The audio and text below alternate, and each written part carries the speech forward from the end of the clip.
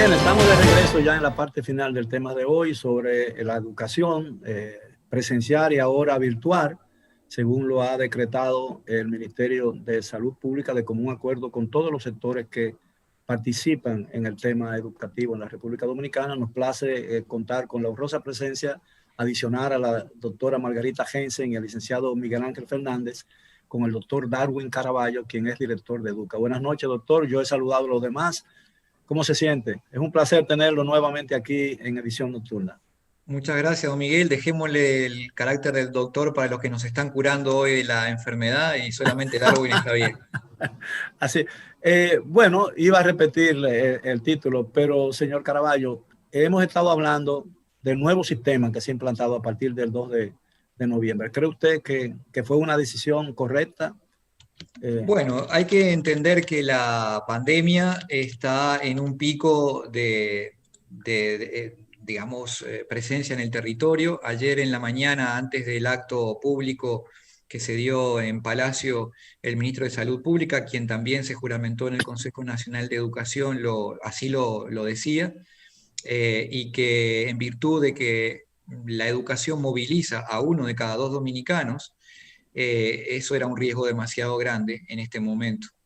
Y dada la autoridad de la salud pública, como usted bien lo anunciaba hoy, porque justamente es la salud pública la que determina que no pueda haber presencialidad, al menos por el momento, hay que ensayar estrategias alternativas, hay que probar métodos innovadores que permitan al país continuar el proceso educativo y de aprendizaje de los estudiantes, que lo distingue de otros países de la región que han tomado la decisión, por ejemplo Bolivia, de cerrar su calendario escolar, con efectos nefastos para esa generación que no va a aprender. La UNESCO hoy publicó un informe en el cual demuestra que, producto de la pandemia, 24 millones de niños no regresarán a las clases cuando esto acabe, y eso es un enorme problema.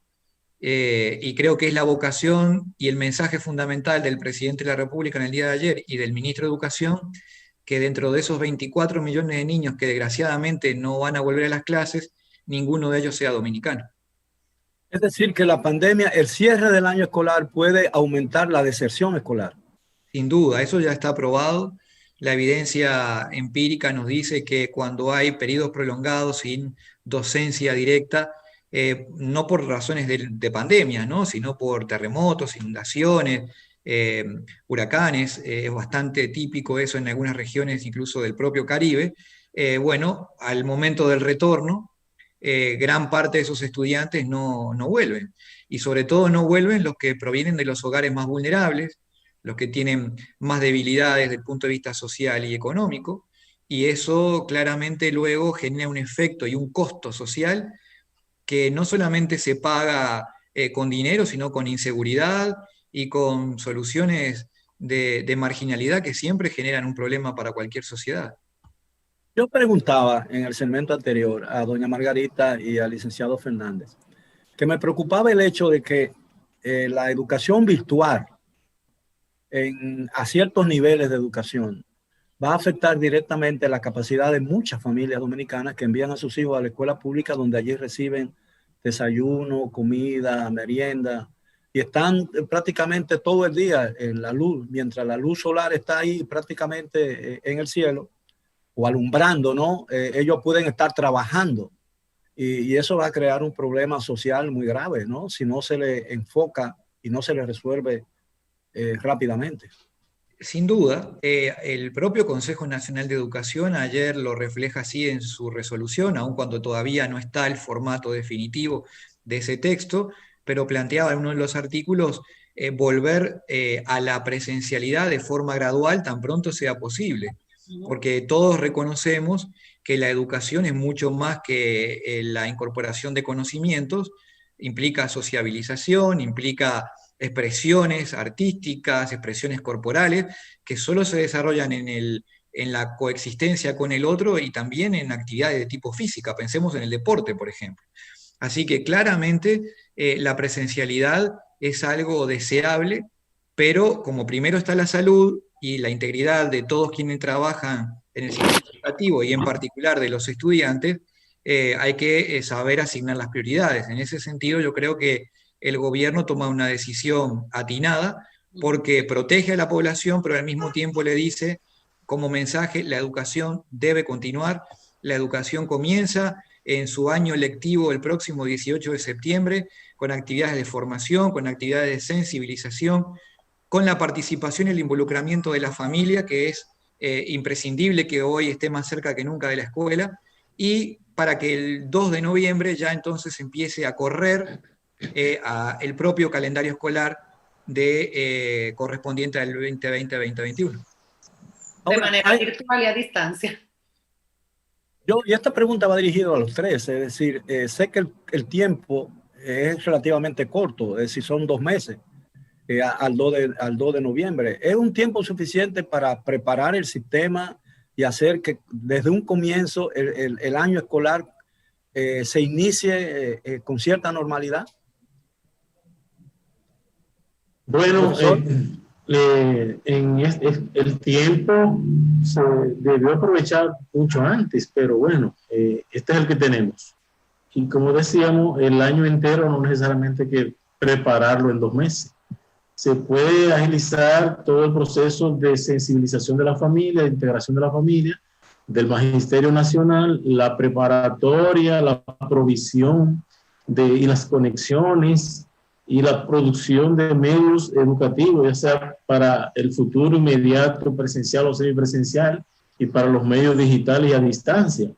Entonces, todo también está dependiendo, el año escolar como que también cuelga de la salud, en tanto las autoridades avancen en logros sobre la salud, el control del virus va a ir liberando territorio. Entonces, nosotros pensamos que la meta es que a la mayor brevedad posible pues vayamos haciendo la desescalada hacia lo semipresencial y finalmente a lo presencial, sin prescindir lógicamente de la tecnología y del uso de los medios virtuales y plataformas para, digamos, el desarrollo curricular completo de la educación dominicana. Doctora Agencia, ¿su opinión? Definitivamente que cada día que pasa, como mencioné, es un día, o sea, cada día es importante para organizar en la medida que todos nos involucremos y que se prevea una organización, no solamente de una selección de los contenidos, el digitalizar, la plataforma que se va a utilizar, los horarios, los docentes, la formación de docentes, en la medida que todo eso se organice y vayamos visualizando, o sea, cómo va a fluir ese inicio de año escolar, yo creo que es posible. Todos tenemos que involucrarnos, las familias, los docentes, los equipos de gestión, las autoridades, nos tenemos que involucrar y ser parte de la solución. Doctor Caraballo. Es un reto. Señor Caraballo. No, está bien. Tampoco el señor, el Darwin directamente, Miguel, ya somos viejos amigos. Yo estoy muy de acuerdo con lo que dicen mis colegas Margarita Heinze y Miguel Fernández. Esto es como, se parece la situación como a una obra de teatro en la que se está escribiendo el guión, pero al mismo tiempo se está actuando. Así que hay que aprender y el sistema educativo tiene que aprender a administrar la incertidumbre. La educación en general era un sistema muy previsible, sabíamos cuándo comenzaba, cuándo eran las vacaciones, cuándo eran los exámenes, las pruebas, todo estaba prácticamente planificado antes de iniciar y rígidamente establecido en el calendario. Hoy hay que reconocer que administrar la incertidumbre implica tener flexibilidad, tener además la capacidad de reconocer errores para rápidamente corregir, porque se van a cometer errores en la marcha, pero lo importante es echarse a andar, porque ahí hay mensajes muy potentes que dio el país ayer a partir de sus máximas autoridades a nivel del gobierno y a nivel del sector educación, que es, a pesar de la pandemia, esto no va a derrotar a la sociedad dominicana, la educación va a continuar, y no solamente va a continuar, sino que va a haber un esfuerzo porque los estudiantes puedan aprender, va a haber un esfuerzo y un compromiso del presidente y del gobierno todo para colocar recursos. Ayer se anunció la no menos importante cifra de 30.000 millones de pesos, lo que hace al tipo de cambio de hoy de unos 518 millones de dólares adicionales para financiar la incorporación de equipos, la reconstrucción de ciertos centros educativos que tenían, por ejemplo, dificultad de acceso al agua potable, que es obviamente hoy un elemento imprescindible para retornar a la presencialidad. Así que hay ahí una apuesta fuerte del gobierno, de sus autoridades, creo que también de las organizaciones de la sociedad civil, lo mismo que de las telefónicas, que hemos visto también una gran apertura a poder trabajar de la mano del gobierno. Entonces, una alianza público-privada, una alianza entre todos, es lo que reclama este tiempo. El presidente Duque siempre dice una frase muy gráfica al respecto, que hoy es un tiempo para enfatizar en lo que une a los dominicanos y no en lo que los separa. Creo que ese es el espíritu de este tiempo y la necesidad entonces de comenzar a andar. Ese es el desafío. Como amante de la historia, he aprendido o he podido ver que a lo largo de nuestra existencia republicana existen muy pocos antecedentes de que hayamos podido aprender de las experiencias pasadas. ¿Creen ustedes realmente que lo que está ocurriendo y lo que ha sido necesario hacer servirá para mejorar en el futuro el sistema educativo dominicano? ¿O será solamente un recuerdo en el pasado?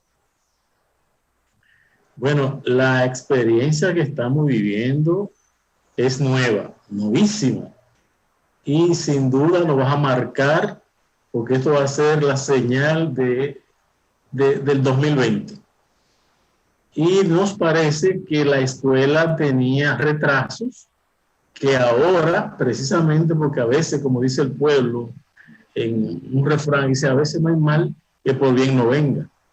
Aquí había un programa de República Digital y no ha servido para nada porque estaba concebido para una escuela presencial y no tenía cobertura, o sea, no había provisión.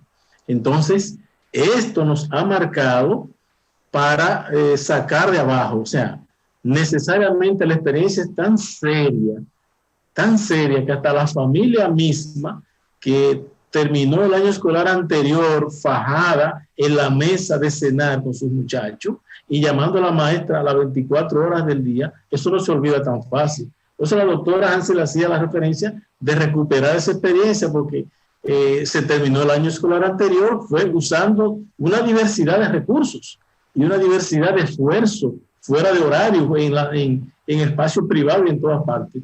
De manera que si logramos iniciar la escuela así a modo remoto, no hay por qué desmontar la tecnología si la escuela vuelve a su presencialidad. Al contrario, va a servir para un motor de mayor empuje para los rendimientos, para los aprendizajes, para el conocimiento, para el país, para la república. A nosotros nos parece que la Constitución es clara respecto a la responsabilidad de los medios de comunicación. El Código del Menor también obliga a los medios de comunicación respecto a la programación. La parrilla de programación de radio y televisión, señal abierto por cable, todas las telefónicas, tiene que haber un concurso para que haya las facilidades. Incluso los recursos de educación se pueden optimizar si el gobierno como Estado y propietario en principio de todo el espectro radioeléctrico hace que las concesionarias también hagan su aporte, porque es una inversión gruesa. Pero además, este es un país conectado, señores. Este es un país conectado. La mitad de la familia puede estar conectada y lo está. Aquí hay una transacción de los paquetitos. Ustedes conocen los paquetitos que la gente compra por 2 o 3 días con data, se conecta. Y las zonas que tienen difícil conectividad o que la familia que no tiene los medios, no es toda, no son los 2.200.000 estudiantes públicos. O sea, se puede ir por los más vulnerables. Y en fin, hay que pensar necesariamente en que lo ideal es la escuela presencial, porque la propia jornada escolar extendida, con todas las virtudes que hay que introducirle, porque hasta ahora se redujo a un comedor económico, habían 8 horas que se estaba dando lo mismo de las 4 horas anteriores, entonces hay que llenar de sustantivo, de sustancia, de contenido, el calendario y horario escolar. En ese cambio, la ADP debe jugar un papel importante, ¿no? Si se necesitaban hacer 8 horas de clases y solo se daban 4, hay que preguntar quiénes no hacían posible que se dieran 8. No, cuando digo las 8 y las 4, es que el programa, al ampliar el horario escolar, no fue complementado con las actividades adicionales que llevaba. Nos explicamos. Ese horario de la tarde debió incluir las prácticas de laboratorio, la mayor cantidad de disciplina deportiva, el arte, porque el arte es una oportunidad. Este país necesita que la escuela sea exactamente la oportunidad de que su población se sensibilice a través del arte. Entonces la escuela tiene que ofrecer, porque ¿para qué fue la jornada escolar extendida? Porque los niños que iban a la escuela pública iban en la mañana a la escuela y en la tarde la perdían en el barrio sin hacer nada, mientras los chicos de familia de clase media, media alta, iban a una sala de tarea, a una academia de música, a un taller de pintura, de baile, ballet, deporte, y el pobrecito llegaba al otro día con la tarea sin hacer. Por tanto, la jornada escolar extendida era para que la escuela pública ofreciera la oportunidad a esa masa de dominicanos para la formación integral, ética y estética, con la suerte del arte. Pero hay que hacerlo.